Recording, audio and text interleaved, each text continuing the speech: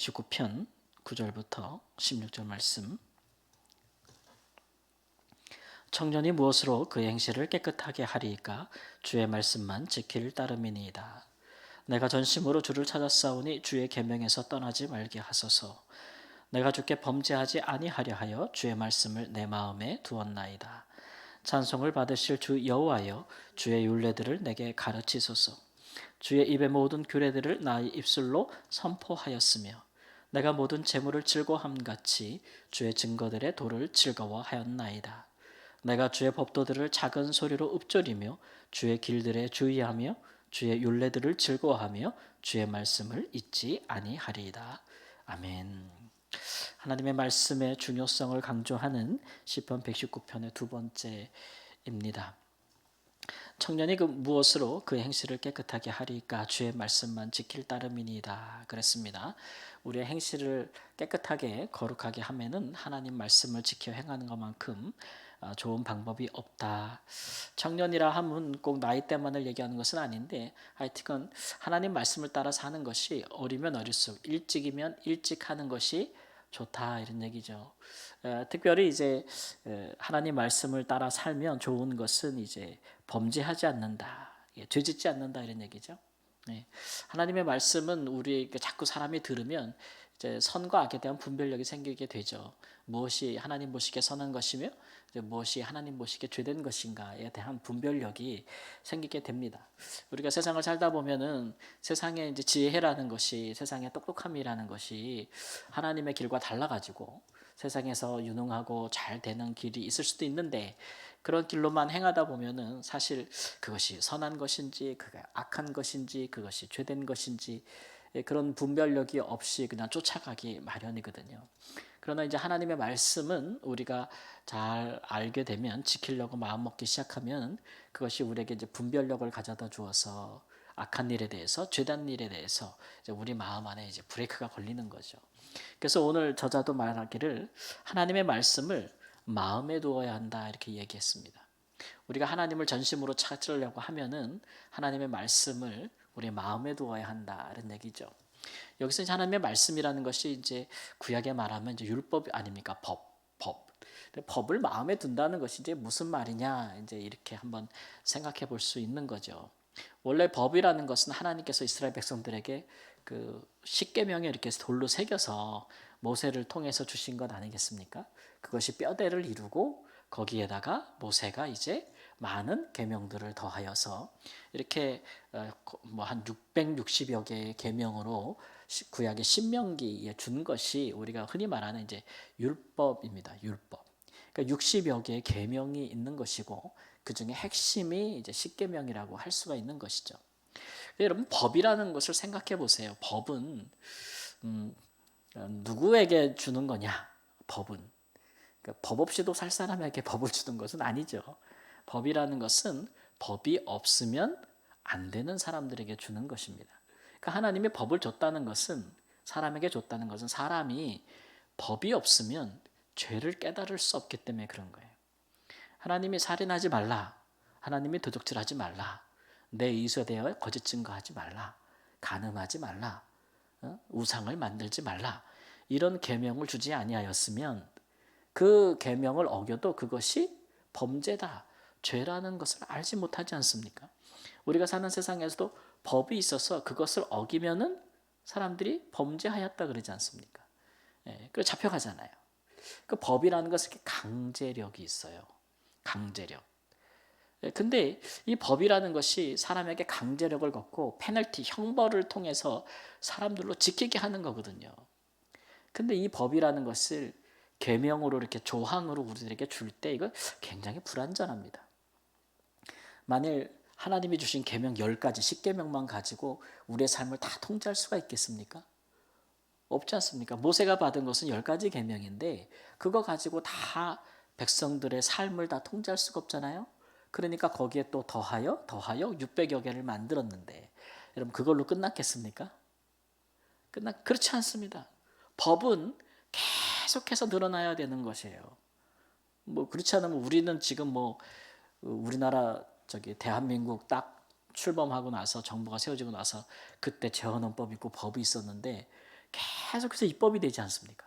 새로운 법이 또 만들어지고 또 만들어지고 그 법을 다 하면은 수도 없어요. 제가 한 2년 전인가 한번 법을 공부해 보려고 법 몇 개 사가지고 공부해 봤는데 너무 많아서 다 들어오지도 않더라고. 그리고 나이가 들어가지고 어제 분명히 공부했어. 근데 오늘 보니까 새롭도다 이렇게 느껴지는 거예요. 얼마나 법이 많은지 단순하지도 않아요. 굉장히 복잡합니다. 예.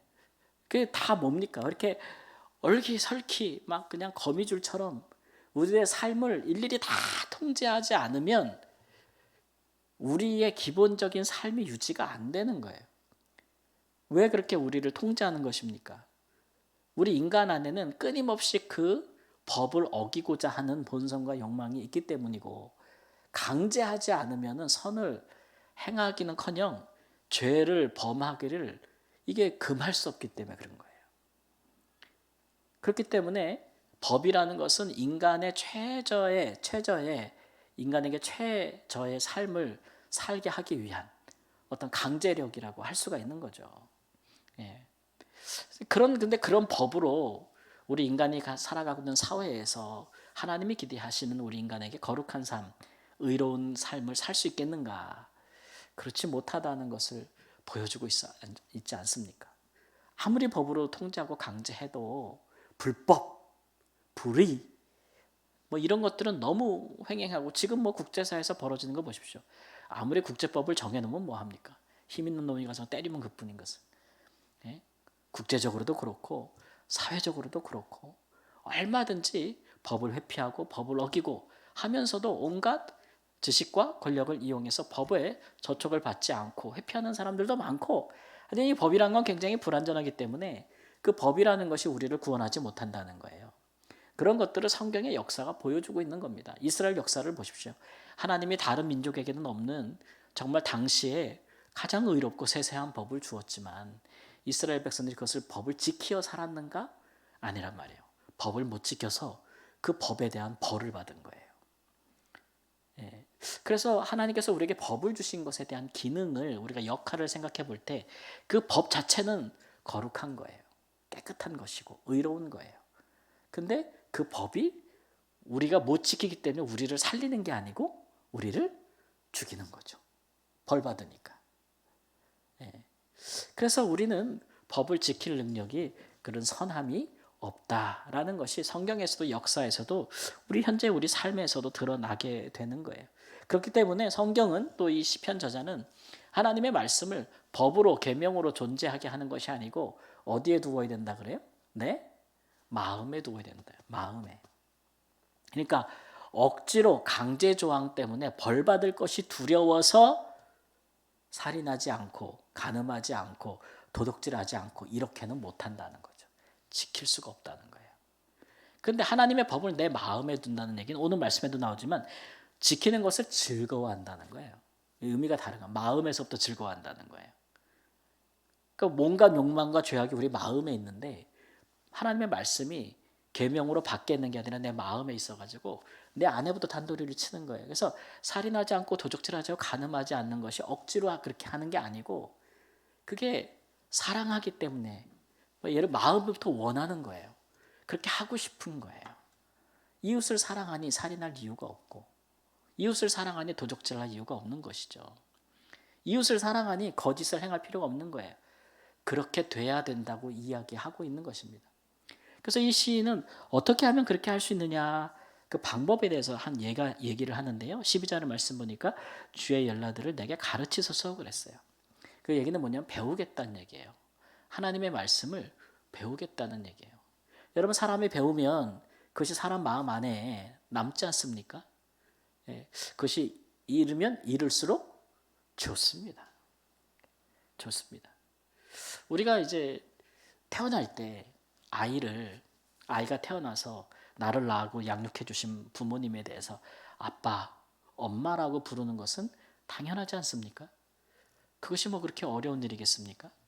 근데 놀랍게도 사람을 지으시고 만드신 하나님 앞에 사람들이 하나님을 아버지라 부르는 것은 그 쉬운 일이 아니게 됐습니다. 왜 그렇습니까? 그 죄 때문에 그런 겁니다. 죄 때문에. 예. 그래서 당연히 우리는 하나님이 지으신 사람을 지으셨기 때문에 성경에 의하면 사람이 하나님을 아버지라 부르고 그를 믿는 것은 당연한 일이에요. 근데 이렇게 어렵게 된 것은 우리 죄 때문이기 때문에 어릴 때부터 하나님을 아버지라 부르는 것을 가르치는 것은 당연합니다. 우리가 어릴 때부터 아이들에게 하나님 말씀을 가르치면 그 말씀이 그 아이들이 생각하고 마음에 또 새겨지고 이래가지고 성령께서 그 아이들의 마음속에서 하나님을 아버지라고 부르는데 큰 어떤 그런 게 필요 없어요. 근데 우리가 이제 그냥 냅두는 거죠. 아이들에게. 그냥 자라서 네가 알아서 스스로 나중에 믿게 되면 네 스스로 신앙을 고백하고 하나님을 아버지라고 부르고 믿음을 갖게 되겠지. 이렇게 생각하게 그게 무슨 자유를 주는 것 같아도 그렇지 않습니다. 방치하는 거예요.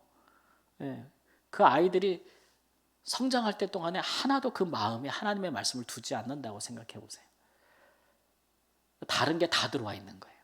하나님이 없다고 믿고 살아가는 사상, 철학, 문화 이런 것들이 잔뜩 들어와 있는데 나중에 가서 하나님 믿으라 그런다고 믿겠습니까? 안 그렇잖아요. 예. 그래서 하나님의 말씀을 마음에 두는 것이 이르면 이룰수록 좋다. 그러기 위해서는 배우는 것이 좋다. 성경에서도 신명기 6중에 레마라고 하는 말씀도 보면은 뭐냐면 하나님의 말씀을 어릴 때 부지런히 가르치라 그랬어요. 하나님 말씀 배워야 됩니다. 말씀이 쉬운 것 같아도 또 우리가 배워야 할 점이 많이 있잖아요. 성경이. 성경은 구원에 이르는 지혜가 있게 하고 선을 행할 능력을 갖추게 하는 하나님의 말씀이지만 이 말씀이 오늘날 우리에게 직접 주어진 게 아니고 당시에 사람들에게 1차로 주어진 말씀이고 또 그 말씀이 우리에게 오기까지 많은 것들을 해석해야 되는 것들이 있기 때문에 말씀을 배우지 아니하고는 우리가 오해하기도 쉽고 착각하기도 했고 잘못 배우기도 쉬워요. 그래서 말씀을 제대로 배우지 않으면 사람들이 많은 잘못된 길로 빠집니다. 오늘날 많은 우리 한국의 많은 사람들이 얼마나 많은 이단과 사이비들에 빠집니까? 예. 말씀을 제대로 배우지 못하기 때문이기 때문에 말씀을 자꾸 배우면 그 말씀이 우리 마음에 이제 새겨지게 되는 것이죠. 두 번째로 유익한 건 뭐냐면 13절에 보니까 나의 입술로 선포하였다 그랬어요. 여러분 배우는 것도 좋은데요. 뭐를 이렇게 확실하게 알려면 이제 참 이게 저도 참 경험하는 바인데 가르쳐 보면 확실합니다. 내가요 계속 듣기만 하잖아요. 듣기만 하면 이거 고인물과 같아요. 물이 계속 고이면 나중에 어떻게 돼요? 그 냄새 나고 썩어요, 그죠? 근데 물이 흘러가게 되면 얼마나 물이 깨끗합니까? 제가 이제 이번 주에 뭐 저희 시차례에 뭐 임원을 맡아가지고 봄에 뭐 하루 야유회 목사님들 가신다 그래서 사전답사 갔다 오냐고 포천에 어디 갔다 왔는데 거기 갔더니 뭐 계곡에 물을 이렇게 모아놨더라고요. 그래가지고 멀리서 보니까 와, 막 물이 포랗고 좋아 보여요. 야, 저기 가서 보시면 뭐 나이 드신 목사님들이 좋아하겠구나. 그래서 가까이 가봤더니 물이 고여서 가지고 냄새가 심하더라고. 예. 이 하나님의 말씀도 마찬가지예요. 여러분 우리가 배우기만 하면은 그 지식은 죽고 썩는 지식이 되는데 그 말씀을 누군가에게 나누거나 가르쳐 보세요. 사람이 뭘 가르치잖아요. 그러면 그것이 내가 확실하게 알게 돼요. 내가 누군가에게 가르치기 전에는 그게 정말 무슨 내용인지 실제로 모르기도 해요, 내가. 근데 내가 가르치잖아요. 그걸 나누고 그걸 전하면서 아, 그게 이런 뜻이었구나. 라는 것들을 나도 새삼 알게 됩니다. 그걸 가르치는 사람들이 받는 유익이 많아요. 가르치는 사람들은 또 그것이 내가 가르치는 것이 정말 내가 전하는 것이 정말 그러한가 해서 먼저 뭐 해봐야 돼요? 먼저 또 그것을 테스트도 해봐야 되고 시험도 해봐야 되잖아요. 우리가 하나님의 말씀 배운 대로 그렇게 누군가에게 전해주려면 내가 먼저 이렇게 살아봐야 되거든요. 살아보다 보면 아 정말 이 말씀이 맞다. 이런 경험들이 쌓이잖아요.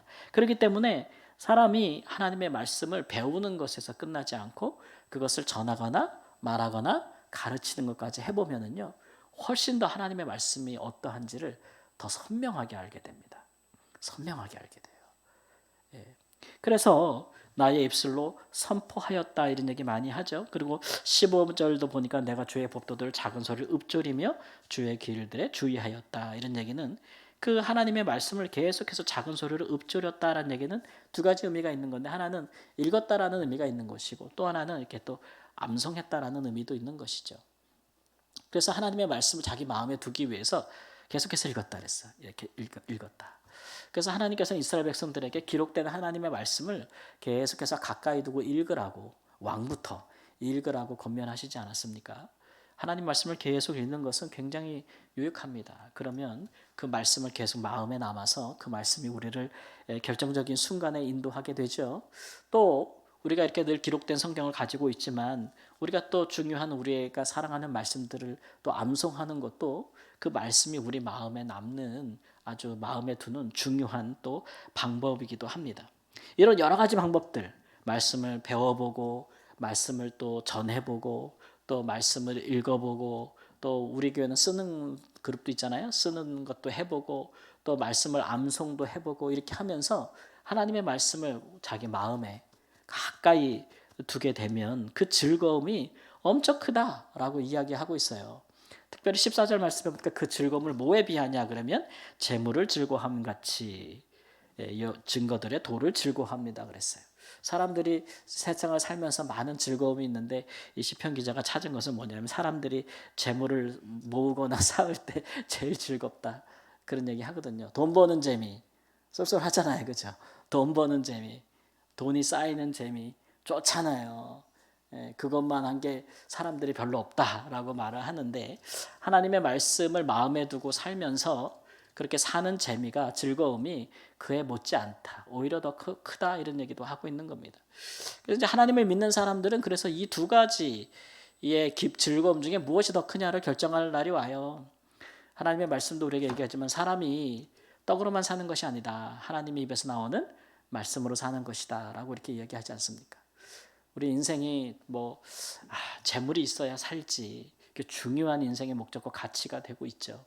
근데 우리 신앙인들은 재물이 중요하고 물질이 중요한데 그거보다도 사실 하나님께서 우리에게 하시는 말씀대로 사는 것이 우리에게 더 중요한 것이고 그것이 우리에게 생명이요? 그것이 우리를 영원히 살게 하는 길이다 라는 것들을 진짜 절감하고 그것을 깨닫는 순간에 그게 우리의 신앙의 전환점이 돼요. 거기에 아직 이르지 못한 분들은 하나님의 말씀을 사모하거나 즐거워하거나 사랑함에 아직 들어가지 못한 것입니다. 하나님의 말씀이 다른 세상의 어떤 것보다도 더 좋지 않다면 하나님은 하나님의 말씀이 그렇게 좋지 않으니까 하나님도 좋지 않은 거죠. 우리가 하나님을 볼 수 있습니까? 만질 수 있습니까? 그러나 하나님은 우리에게 말씀으로 오시는 건데 그 말씀을 우리가 사랑하고 기뻐하지 않으면 다른 것보다 하나님 자체가 다른 것보다 뒤로 밀리는 거예요. 그런 면에서 본다면. 그렇기 때문에 우리가 사람이 하나님의 말씀을 준행해 사는 것보다 더한 즐거움이 없고 그것만한 더한 기쁨과 복이 우리 인생에는 없다라는 것들을 깨달을 때에 인생이 철드는 것처럼 믿음 안에서 철이 드는 순간이 바로 그 순간입니다. 그런 순간이 우리가 다 경험하고 그런 순간에 하나님 앞에 서서 우리도 이런 고백, 내가 전심으로 주를 찾았고 주의 말씀을 내 마음에 두었고 그 즐거움이 그 어떤 다른 즐거움보다도 큽니다 라고 고백할 수 있는 은혜가 우리에게도 있기를 우리 주 예수님의 이름으로 축원합니다. 아멘.